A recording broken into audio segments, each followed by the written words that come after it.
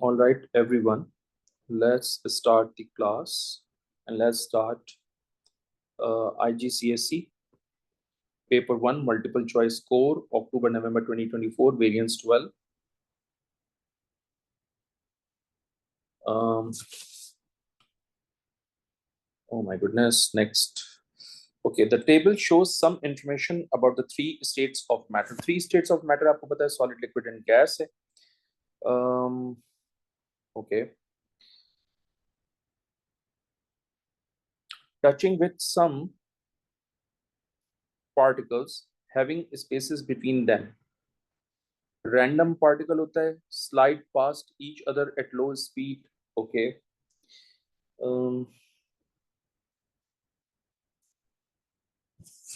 Random motion है तो इसका मतलब ये लिक्विड है, ये भी लिक्विड है, एंड ऑब्वियसली ये भी लिक्विड स्टेट को रिप्रेजेंट कर रहा है. Particles are very far away from each other. Gas, random motion भी गैशियस स्टेट में होती है. Rapid motion in straight line, ये भी गैशियस स्टेट को रिप्रेजेंट कर रहा है. तो फर्स्ट जो है वो लिक्विड है, सेकंड जो है वो गैस है, थर्ड देखते हैं. अगर पार्टिकल्स का अरेंजमेंट रेगुलर है तो इसका मतलब ये सॉलिड स्टेट हुआ. वाइब्रेशन ओनली है, इसका मतलब ये सॉलिड स्टेट हुआ. Touching with very little space यानी क्लोजली पैक्ड है तो ये भी सॉलिड हुआ. सो इसका मतलब third is solid. So right answer is going to be C. Okay. Question number 2, which arrow represents evaporation. यार सॉलिड से लिक्विड में जाते हैं तो मेल्टिंग, लिक्विड से गैस में जाते हैं तो बॉइलिंग, और ये जो बॉइलिंग है अगर ये रूम टेम्परेचर पे हो रहा है तो जाहिर सी बात है फिर वो इवेपोरेशन हो जाएगा. लिक्विड से सॉलिड में जा रहे हैं तो फ्रीजिंग, और गैस से लिक्विड में जा रहे हैं तो कंडेंसेशन. ओके. तो एग्जामिनर आपसे पूछ रहे हैं कि इवेपोरेशन का है, तो ऑब्वियसली ये इवेपोरेशन नहीं हो सकता, ये भी इवेपोरेशन नहीं हो सकता, ये भी इवेपोरेशन नहीं हो सकता. ये जो बॉइलिंग है ये बेसिकली इवेपोरेशन को भी रिप्रेजेंट कर सकता है, क्योंकि इवेपोरेशन में लिक्विड जो है वो गैस में कन्वर्ट होता है, लेकिन ये इवेपोरेशन रूम टेम्परेचर पे होता है. बॉइलिंग अंडर हीट होता है, ये अंडर हीट होता है.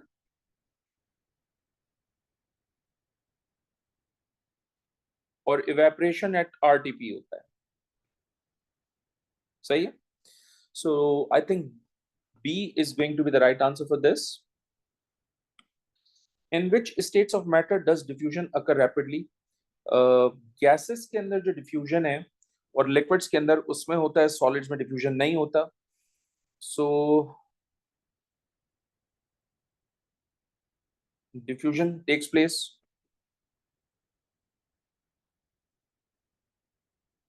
इन गैसेस एंड लिक्विड. मैंने क्लास में बताया था कि गैसेस में डिफ्यूजन सबसे ज्यादा होता है, उससे कम लिक्विड में होता है, और तकरीबन ना होने के बराबर सॉलिड्स में होता है. तो इसका मतलब right answer is going to be an A, क्योंकि गैसेस और लिक्विड्स दोनों में डिफ्यूजन का प्रोसेस होता है. Question number 4, which statement about boxes P, Q and R is correct? Okay.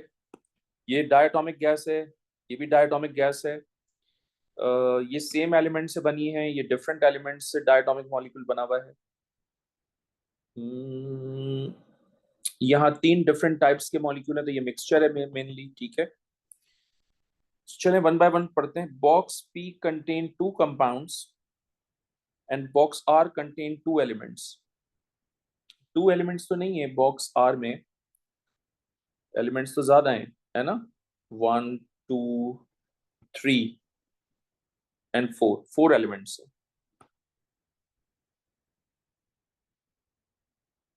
तो ये गलत.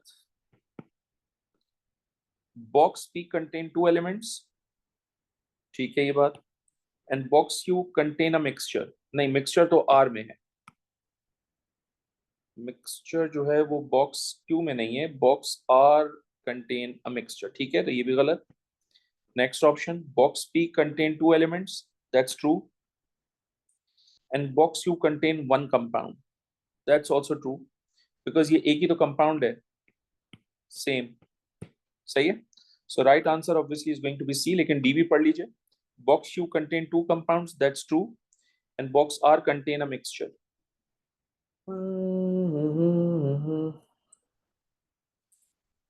ये गलत है. ये box R is a mixture, ये ठीक है, लेकिन टू कंपाउंड्स हैं, ये गलत है, बिकॉज बॉक्स क्यू के अंदर कंपाउंड एक ही है, सेम कंपाउंड है ये.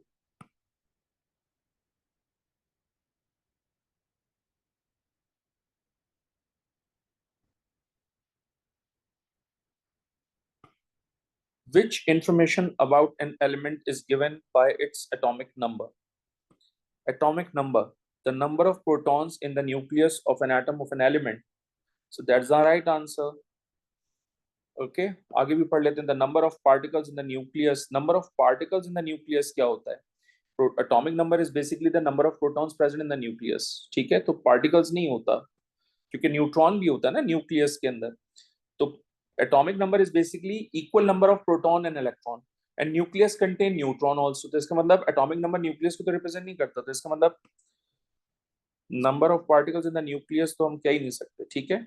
द रिलेटिव मास, मास जो है वो न्यूक्लियन नंबर से होता है, एटॉमिक नंबर से नहीं होता. The total number of particles in an atom, total number of particles in an atom, in one atom, ये भी गलत है.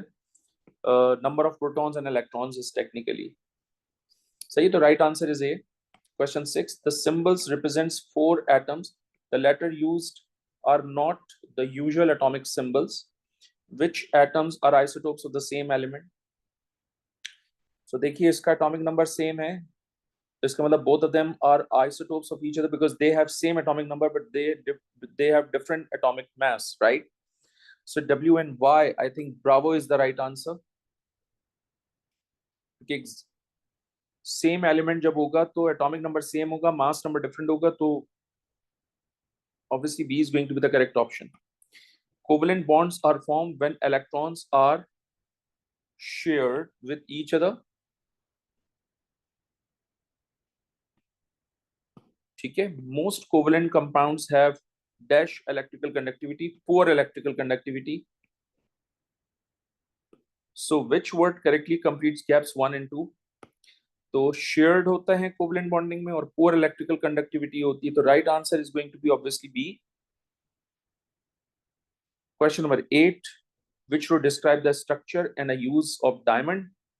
डायमंड का यूज जो होता है वो कटिंग टूल के तौर पे इस्तेमाल होता है, बिकॉज वो ग्लास को कट कर देता है. लुब्रिकेंट के तौर पे इस्तेमाल नहीं होता, बिकॉज लुब्रिकेंट के तौर पे ग्रेफाइट इस्तेमाल होता है, बिकॉज ग्रेफाइट स्मूथ सॉफ्ट होता है. ठीक है. और डायमंड के अंदर जॉइंट कोवलेंट बॉन्डिंग होती है. So right answer is going to be C. बहुत स्ट्रेट फॉरवर्ड क्वेश्चन है. Which symbol equation represents the reaction between aqueous sodium hydroxide and sulphuric acid. So जब सोडियम हाइड्रोक्साइड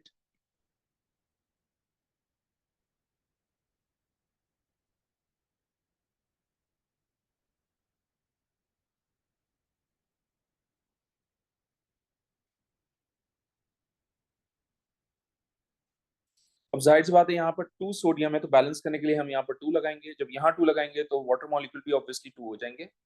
सो ये equation देख लीजिए कहाँ लिखी हुई है. 2NaOH, ये लिखा हुआ है 2NaOH, ये लिखा हुआ है H2SO4, H2SO4 इन चारों में लिखा हुआ है. सोडियम सल्फेट का फॉर्मूला Na2SO4 होता है, ये लिखा हुआ है. 2H2O, ये लिखा हुआ है. So right answer is going to be obviously D.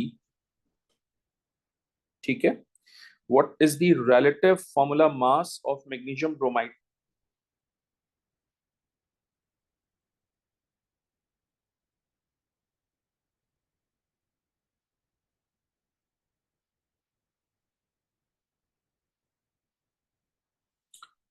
Okay, magnesium bromide MgBr2. Magnesium का मास 24 होता है, ब्रोमीन 80 होता है, मल्टीप्लाई बाय 2 करें. Let me count. हो जाएगा 80 times 2 plus 24, 184. So I believe D is going to be the right answer. Question number 11. 3 substances are listed: copper, aqueous sodium bromide and solid lead bromide. Which substances conducts electricity? All metals conducts electricity, and aqueous sodium bromide conducts electricity. So ये इसलिए electricity conduct करेगा because it has delocalized electrons.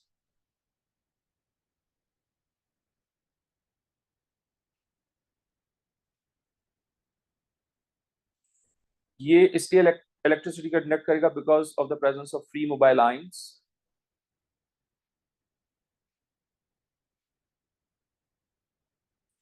और ये electricity conduct नहीं करेगा because solid no ions, no free mobile ions.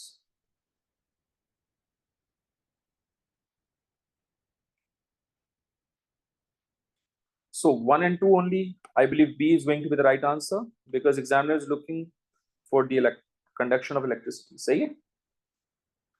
Hydrogen oxygen fuel cell can be used to power car. Which processes produce the fuel of a hydrogen oxygen fuel cell? Which processes produce the fuel of a hydrogen oxygen fuel cell? The cracking of hydrocarbon, that's true because this will give you hydrogen gas.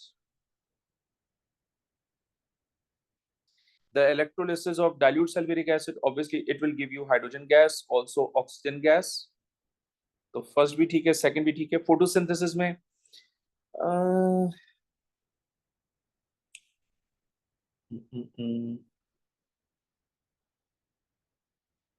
Do not produce hydrogen.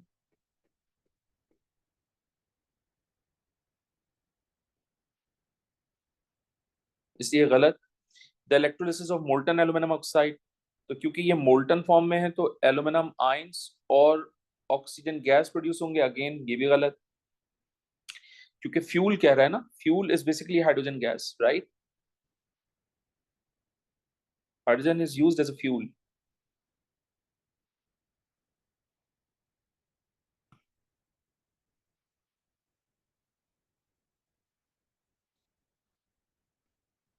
सो आपने ये देखना है कहां से hydrogen gas produce हो सकती है. So answer is going to be A 13. Molten sodium sulphide, तो अगर मोल्टन सोडियम सल्फाइड है तो इसका मतलब this contain sodium ions and sulphide ion. Sulphide ion has a charge of 2-, और ये ग्रुप 6 का एलिमेंट होता है इसलिए 2- चार्ज आएगा. Is electrolyse using inert electrode. Which row identifies the product at each electrode. Cathode पे सोडियम होगा obviously और एनोड पे सल्फर होगा ऑब्वियसली. तो right answer is going to be an ए.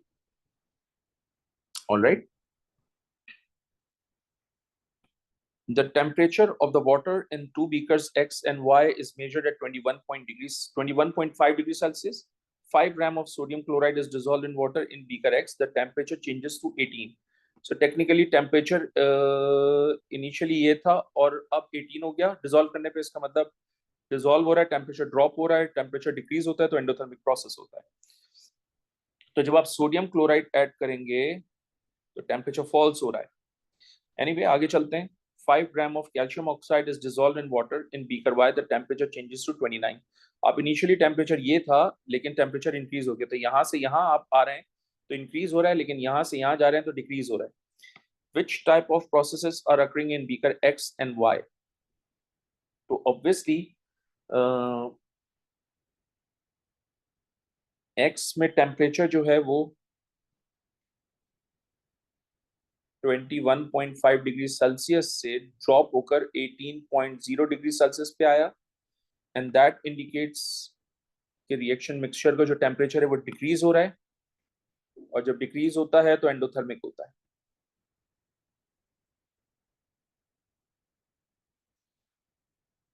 आपने जब बीकर वाई के लिए टेम्परेचर रीडिंग की तो वो 21.5 डिग्री सेल्सियस से शिफ्ट हुआ 29.4 डिग्री सेल्सियस पे.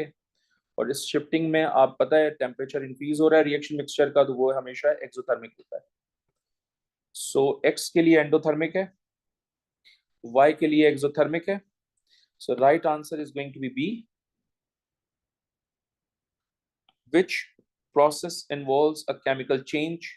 Chemical change, मैग्नीशियम और हाइड्रोक्लोरिक एसिड का जब रिएक्शन होगा तो मैग्नीशियम क्लोराइड और हाइड्रोजन गैस बनेगा. New substances are form. इसका मतलब ये केमिकल चेंज है. heating solid iodine until it turns into gas. Oh, so ये आयोडीन सॉलिड है, आप इसको कन्वर्ट करें हीट करके तो ये आयोडीन ही रहेगा, बट स्टेट चेंज हो जाएगी, तो बेसिकली ये फिजिकल चेंज है, बिकॉज फॉर्मूला तो एज इट इज है, सिर्फ स्टेट चेंज हो रही है। सोडियम क्लोराइड को वाटर में प्लेस करोगे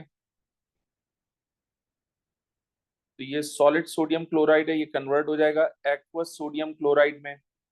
अगेन तुम नोट करो, फॉर्मूला तो सेम ही है, सिर्फ स्टेट चेंज हो रही है, इसका मतलब ये भी फिजिकल चेंज है।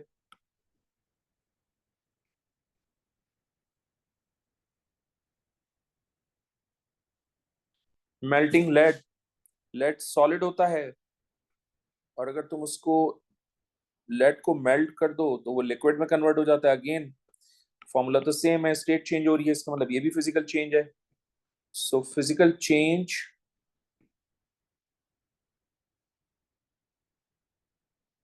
so obviously right answer is going to be B, because examiner is looking for the chemical change. Which two piece of apparatus are most useful to measure the rate of reaction in which gas is given out? Okay, so examiner rate of reaction जो है वो determine करना चाह रहे हैं, और एक ऐसा जिसमें गैस रिलीज हो। सो ऑब्वियसली गैस अगर रिलीज हो रही है तो उसके लिए आई नीड गैस सिरिंज,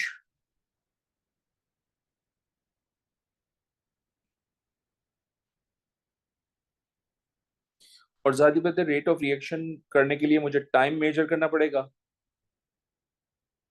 और टाइम मेजर करने के लिए I need stop watch. So stop watch कहां पर है, गैस सिरिंज कहां पर है, ये है गैस सिरिंज, क्योंकि उसने टू पीस ऑफ एपरेटस कहा हुआ है। सो रेट ऑफ रिएक्शन निकालने के लिए I need time and I need volume, तो वॉल्यूम को टाइम से डिवाइड करूंगा तो रेट आ जाएगा मेरे पास। ठीक है, so I believe C is going to be the right answer for this question. Question 17, my goodness. Reaction 1 and reaction 2 both produces a gas. चले यहाँ तक तो बात सही है कि दोनों गैस प्रोड्यूस करें। The total volume of gas produced in each reaction is measured every minute for 10 minutes. A graph of the result is shown. ठीक है जी। Which row describe how the rate of reaction changes if at all during each reaction? अब जाहिर सी बात है वो आपसे पूछ रहे हैं कि, अच्छा देखिएगा जरा, ये स्ट्रेट लाइन है, सो क्योंकि ये स्ट्रेट लाइन है, which is why यहाँ पर ग्रेडियंट कांस्टेंट है, और जब ग्रेडियंट कांस्टेंट होता है तो आपको पता है ना, हमने ग्रेडियंट को रेट ऑफ रिएक्शन कहा हुआ था, तो इसका मतलब रेट ऑफ रिएक्शन भी कांस्टेंट होगा।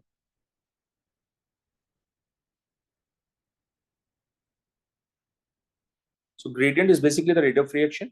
If gradient is constant, rate of reaction is constant. So experiment 1 के लिए rate constant है। अच्छा, अब experiment 2 के लिए देखिए, यहां से यहां तक तो ग्रेडियंट ज्यादा है, तो रेट ज्यादा है, लेकिन आप नोट कर रहे हैं इस 2 मिनट के बाद ये जो ग्रेडियंट है ये कम हो गया है ना जी। सही है ना, तो पहले ये ग्रेडियंट था, ठीक, और ये ज्यादा है ऑब्वियसली, लेकिन 2 मिनट्स के बाद अगर आप देखें, ये ड्रॉ करें तो ये बन रहा है, तो ये तो कम है। सो इसका मतलब इनिशियली रेट इंक्रीज हुआ और फिर डिक्रीज हुआ, तो आप ये भी कह सकते हैं कि भाई 2 मिनट्स के बाद जो है वो रेट डिक्रीज होना शुरू हो गया। ठीक, आप ये भी कह सकते हैं। So rate decreases after 2 minutes, ये भी सही है, ये भी सही है, सही है। तो रेट इंक्रीज हो रहा है इनिशियली, बट डिक्रीज भी हो रहा है आफ्टर 2 मिनट्स, तो ज्यादा बेहतर स्टेटमेंट जो है वो रेट डिक्रीजेस आफ्टर 2 मिनट्स का आ रहा है। तो right answer is going to be obviously an A. Question 18. When a few drops of water are added to solid E, the color changes from blue to pink. What is E? यार ये जो colour change है ये technically cobalt के लिए, cobalt chloride के लिए.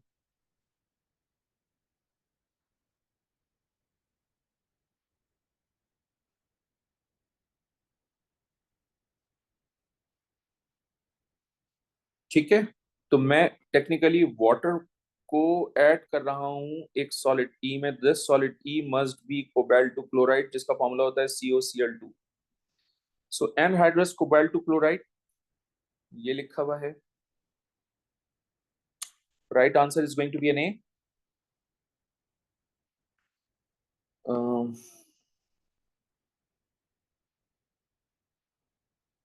ठीक है.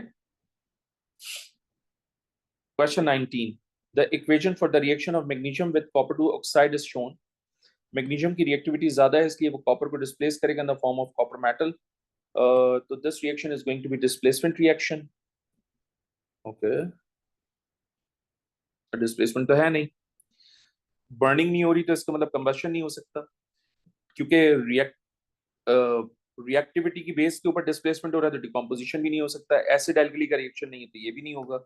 Right answer is D. Now the question is D क्यों है. तो देखें इसमें दो चीजें हैं. Magnesium is converting into magnesium oxide. यहां पर मैग्नीशियम का चार्ज है 0 क्योंकि वो न्यूट्रल है, जबकि मैग्नीशियम ऑक्साइड में magnesium is 2 plus because oxygen is 2 minus. So technically magnesium 0 से किस में कन्वर्ट हो रहा है, +2 ऑक्सीडेशन स्टेट में, और 0 से +2 का मतलब होगा ऑक्सीडेशन. तो इसका मतलब मैग्नीशियम अंडरगोज ऑक्सीडेशन. दूसरी बात, ये कॉपर ऑक्साइड है, इस कॉपर ऑक्साइड में ये कॉपर 2 प्लस है और ऑक्सीजन 2 माइनस है.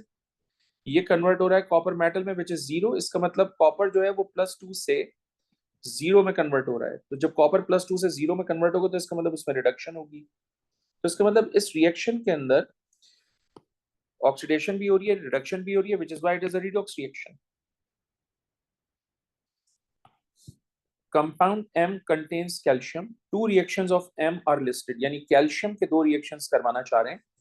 जब हम कैल्शियम को डाइल्यूट हाइड्रोक्लोरिक एसिड के साथ रिएक्शन करवाएंगे तो कैल्शियम क्लोराइड बनेगा और वाटर बनेगा. ओह माय गुडनेस, वाटर तो नहीं बन सकता. ये देखिए ना, कंपाउंड M कंटेन कैल्शियम.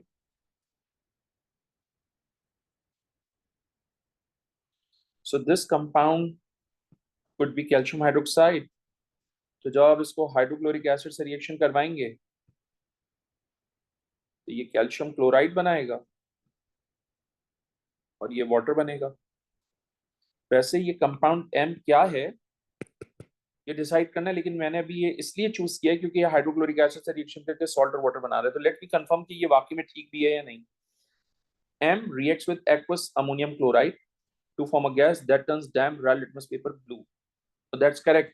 ये कैल्शियम हाइड्रोक्साइड होगा बिकॉज जब आप ammonium chloride which is an ammonium salt इसको रिएक्शन करवाएंगे कैल्शियम हाइड्रोक्साइड के साथ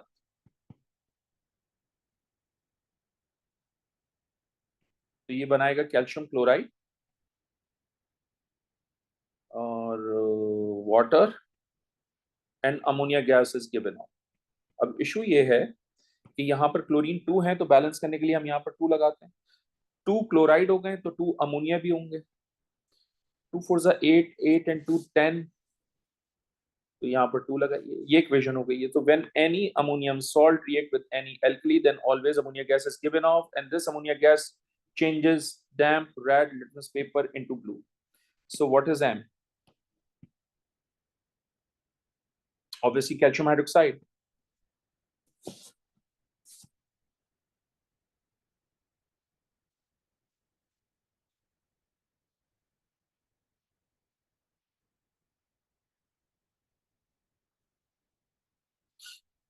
सही है.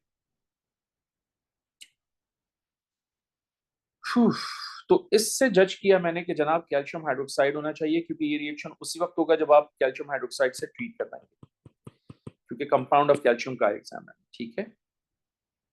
Okay next 21. The diagram shows one period of periodic table. ये टेक्निकली पीरियड 2 है क्योंकि ये सारे पीरियड 2 के एलिमेंट्स हैं। Okay, which two elements forms acidic oxide. ओहो, यहां से लेकर यहां तक ये सब एसिडिक ऑक्साइड बनाते हैं। अच्छा एक मिनट होल्ड ऑन, ये भी एसिडिक ऑक्साइड बनाएगा, ये भी बनाएगा और ये भी बनाएगा। ये तीनों एलिमेंट्स जो है वो एसिडिक ऑक्साइड बनाएंगे।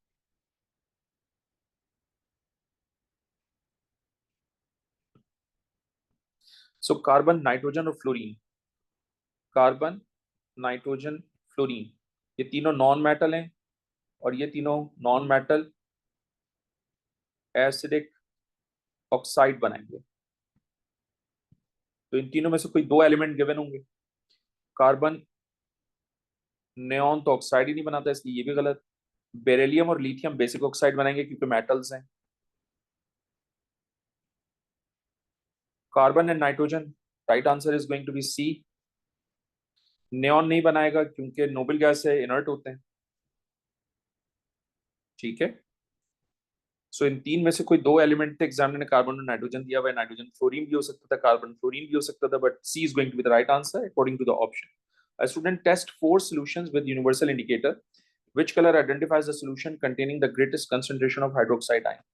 If hydroxide ion has the greatest concentration, इसका मतलब solution needs to be alkaline.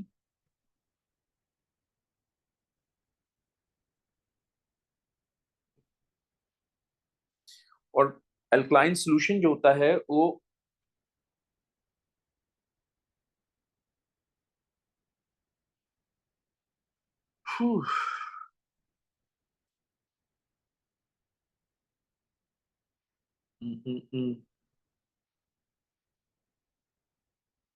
greatest concentration, तो इसका मतलब ये strong alkaline solution है।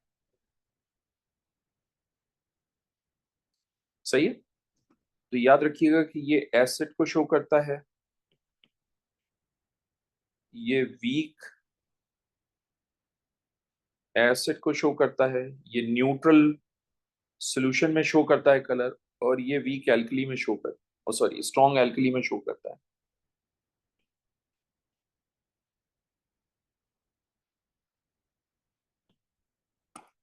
So right answer is going to be 20 D.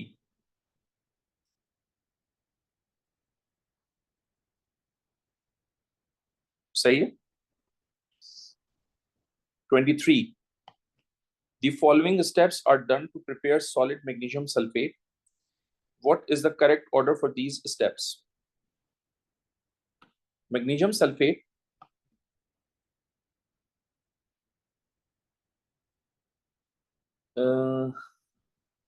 Okay,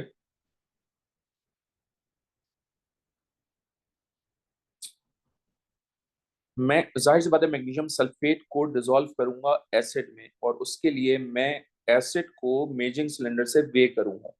तो मेरा सबसे पहला जो स्टेप है ना वो ये, this is my first step. तो क्या होगा कि मैग्नीशियम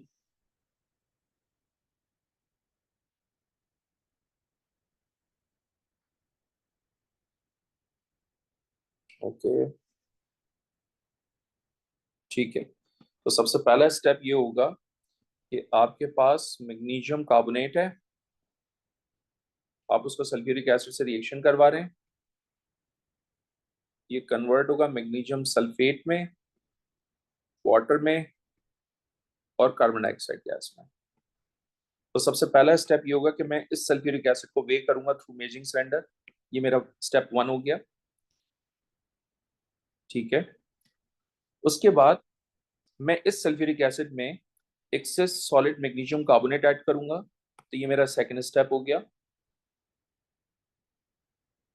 अब जाहिर सी बात है जब दोनों रिएक्शन करेंगे तो ये आपका फिल्ट्रेट हो जाएगा क्योंकि ये सॉल्युबल होता है,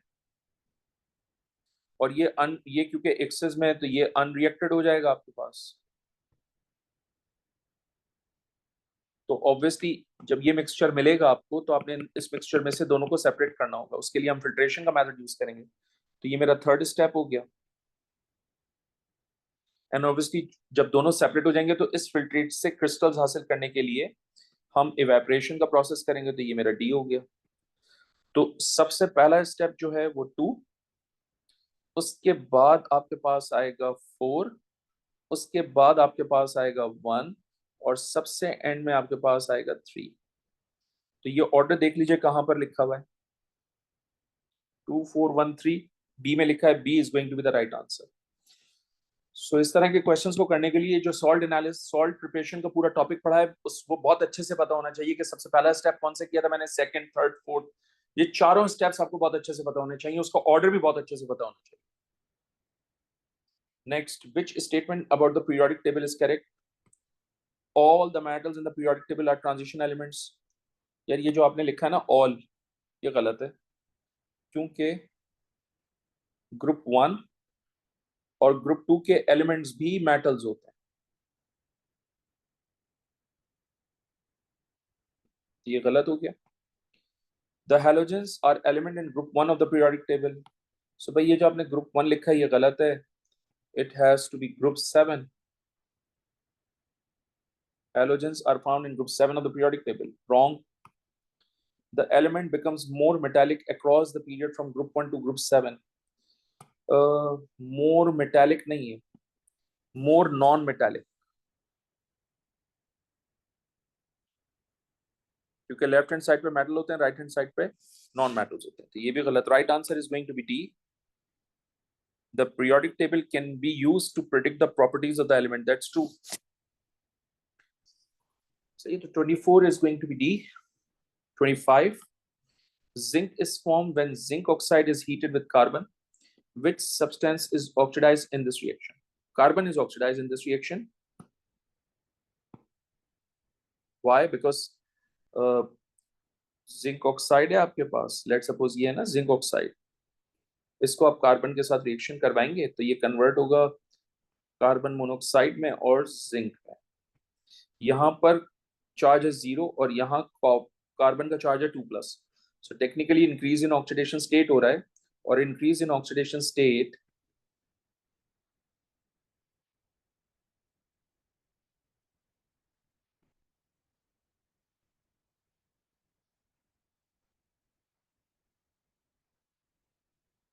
is called oxidation. Carbon technically is oxidised. आप इस तरह से भी तो देख सकते हैं कि कार्बन जो है वो आपका रिड्यूसिंग एजेंट होता है, और ड्यूरिंग द रिएक्शन तमाम रिड्यूसिंग एजेंट जो हैं वो इलेक्ट्रॉन लूज करते हैं,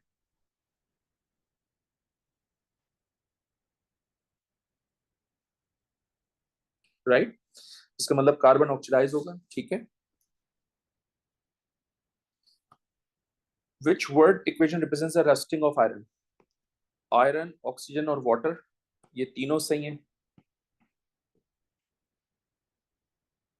ये गलत है क्योंकि इसमें वाटर मिसिंग है,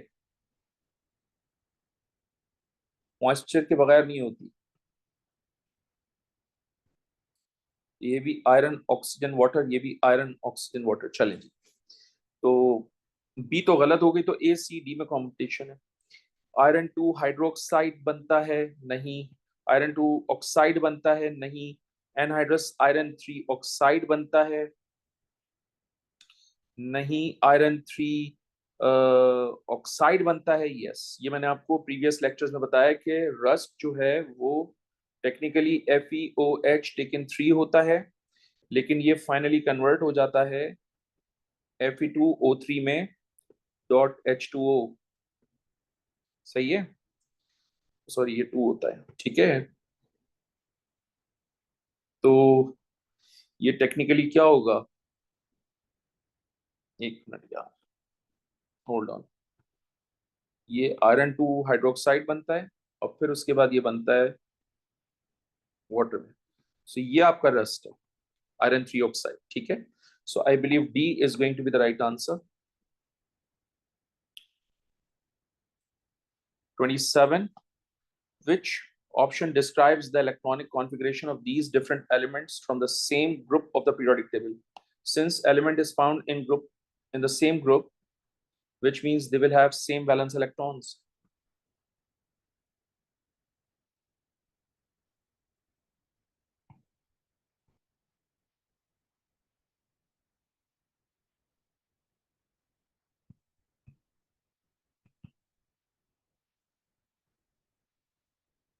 तो सेम वैलेंस इलेक्ट्रॉन्स,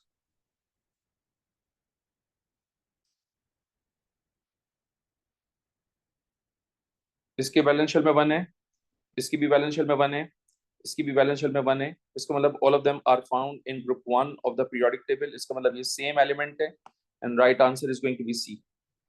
ठीक है,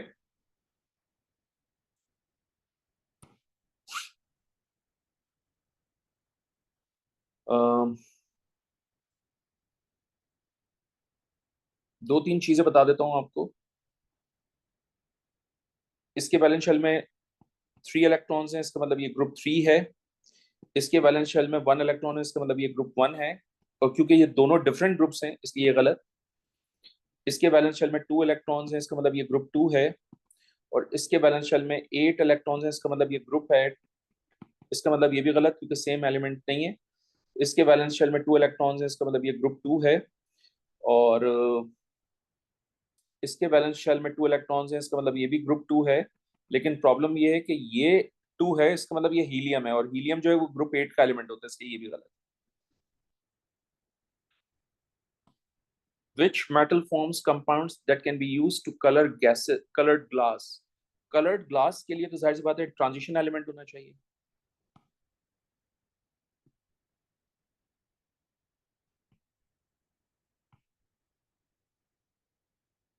क्योंकि तमाम ट्रांजिशन एलिमेंट कलर्ड कंपाउंड्स बनाते हैं।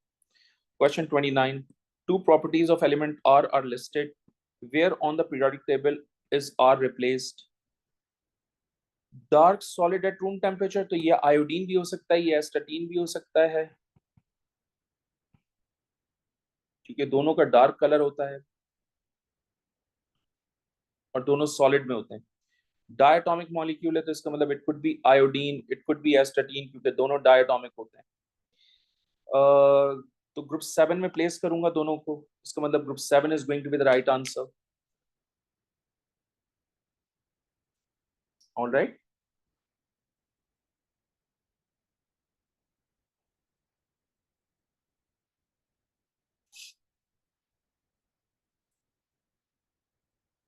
Question number 30.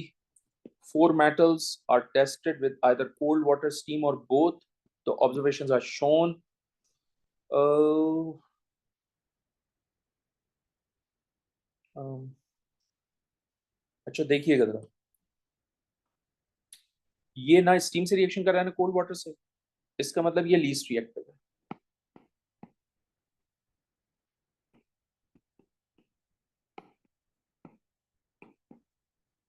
तो Z is least reactive. Most reactive भी डिटरमिन करने की कोशिश करते हैं। मोस्ट रिएक्टिव, तो इसका मतलब ये दोनों तो ऑप्शंस गलत हो गए, क्योंकि अगर Z लीस्ट रिएक्टिव है तो A और B तो नहीं हो सकते। चलिए ये तो गए। कंपटीशन है C एंड D में, तो अगर मैं मोस्ट रिएक्टिव डिटरमिन कर लूं तो मुझे अपना आंसर पता चल जाएगा। देखिए ये कह रहा है react slowly with cold water, और ये कह रहा है react rapidly with cold water. इसका मतलब एक्स की रिएक्टिविटी डब्ल्यू से ज्यादा है, so more reactive than W.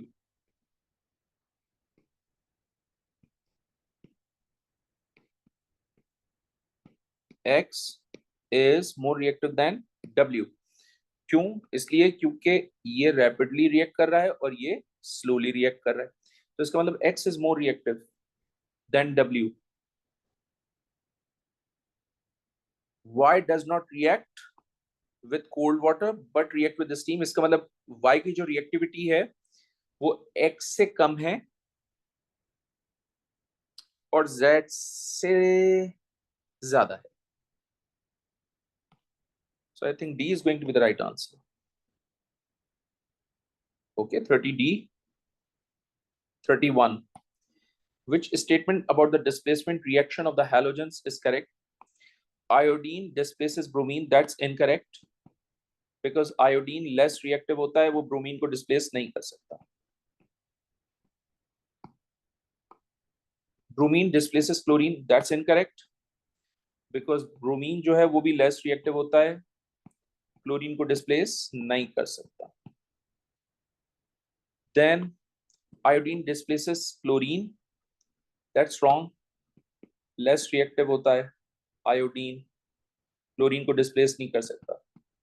So right answer is obviously D, क्योंकि सब ए बी सी गलत होगा तो डी आंसर होगा। Chlorine displaces bromine from this, that's true, because chlorine is more reactive than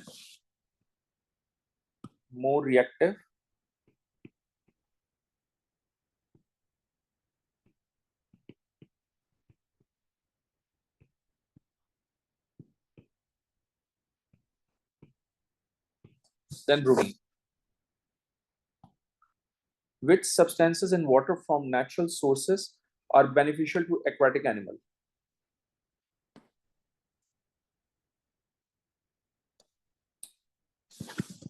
Or beneficial to aquatic animal? Substances in water from natural sources.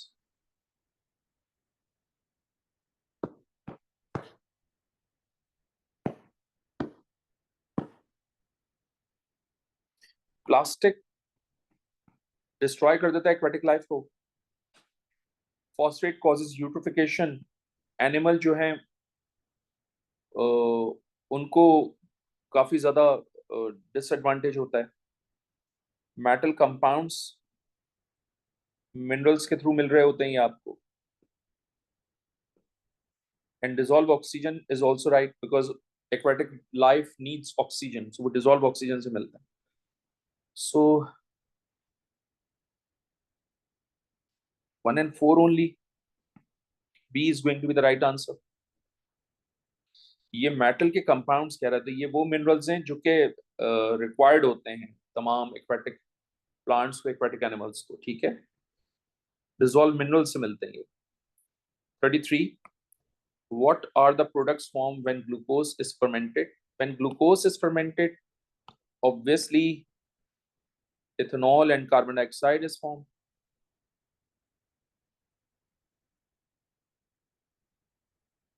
The right answer is going to be an A. Which structure represents the molecule of ethanol? ये ethane है। Wrong. ये ethene है। Wrong. ये ethanol है। So right answer obviously is C. And last क्यों wrong है ये भी पता होना चाहिए, क्योंकि ये इथेनोइक एसिड है। अच्छा, अगर आप इतनी वर्किंग नहीं करना चाहते तो आप इस तरह से देख लीजिए कि अगर इथेनॉल है सो फंक्शनल ग्रुप इसका क्या होगा, OH। अब ये भी एक शॉर्टकट अप्लाई कर सकते थे। तो आप ये देख लीजिए कि OH कहां पर है, OH सिर्फ यहां पर है, इसका मतलब ये करेक्ट ऑप्शन है। सही है, इस तरह से भी देख सकते थे आप। 35. Which statement describe a homologous series? Homologous series में सेम जनरल फॉर्मूला होता है, सेम केमिकल प्रॉपर्टीज होती हैं, सेम फंक्शनल ग्रुप होते हैं। A family of elements in the same group of the periodic table, नहीं भाई सेम ग्रुप नहीं होता। Homologous series has nothing to do with the same group. A family of element with similar chemical properties, same functional groups। अच्छा, ये elements नहीं है, ठीक है, ये कंपाउंड्स होते हैं।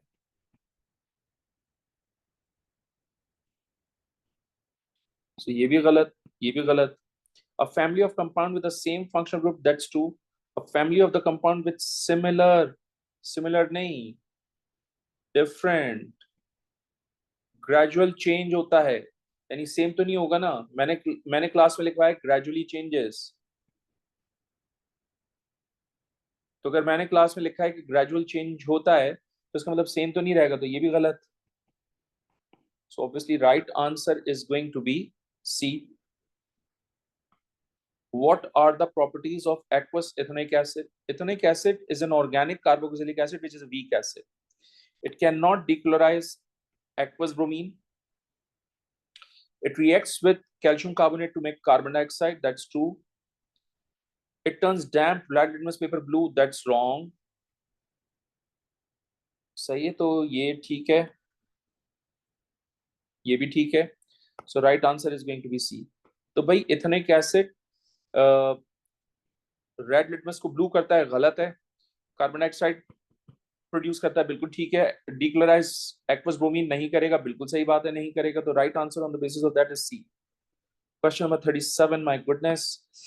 Four different organic compounds are separated by a fractionating column. The table below boiling points of the compounds. The diagram shows the position in the fractionating column when they are separated. Okay.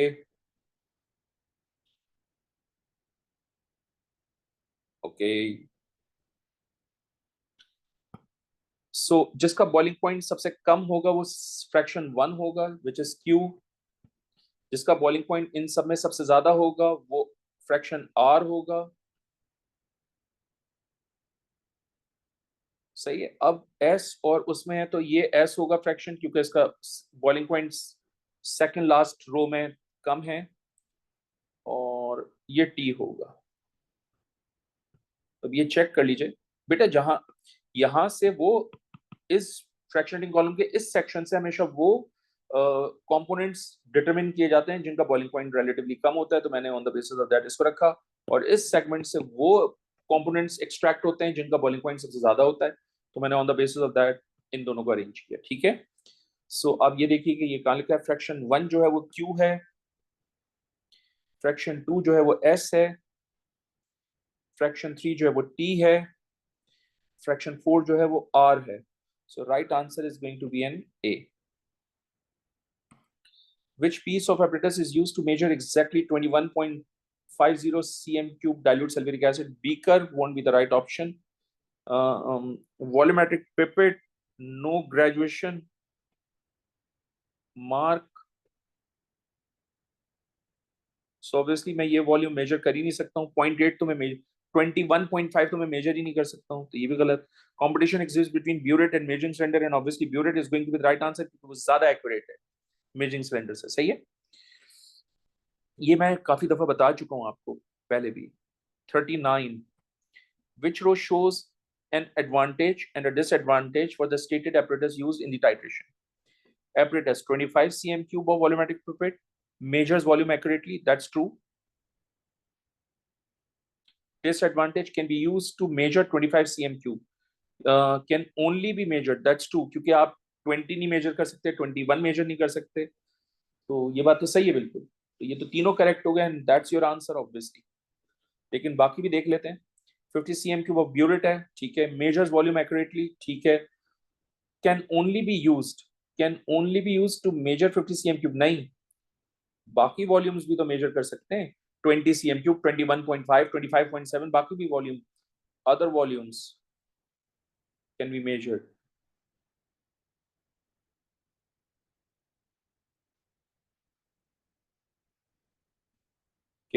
can also be measured. My goodness. ठीक है, तो ये गलत हो गया। 100 cm cube of beaker suitable for filling burette,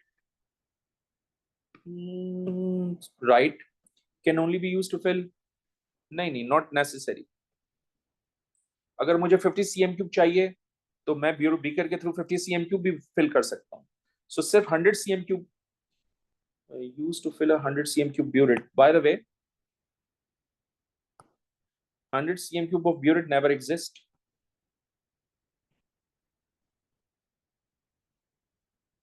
burette का volume हमेशा 50 cm cube होता है, which means ये भी गलत। 250 cm क्यूब कॉनिकल फ्लास्क है, alloy solution to be mixed without spilling, that's true। Not suitable for holding volume less than 250, नहीं जी, less than 250 suitable है, not suitable नहीं, suitable है। 250 से कम भी तो हो सकता है, 100 cm क्यूब भी होल्ड कर सकता है, कोई इशू नहीं है उसमें। सो ये गलत हो गया। Question 40, last question, obviously. Sample M contains calcium carbonate and sodium nitrate. The result of adding water to M, stirring and filtering is shown. No chemical reaction occurs. Okay. So, calcium carbonate, sodium nitrate. Which terms describe M, calcium carbonate and sample M जो है वो mixture होगा। जाहिर सी बात है, आपके पास दो different substances हैं, तो इसका मतलब it has to be a mixture. हम यहाँ लिख सकते हैं ना, if calcium carbonate and calcium nitrate are found in sample M, which means it is a mixture. ठीक है, सो ये हो जाएगा। फिर कैल्शियम कार्बोनेट को आप फिल्ट्रेशन के थ्रू रेजिड्यू लोगे आप, क्योंकि फिल्टर पेपर पे कलेक्ट हो रहा है। Aqueous silver sodium nitrate aqueous है, तो इसका मतलब वो फिल्ट्रेट होगा। तो right answer obviously is going to be D, and that's the end of this paper guys, thank you very much.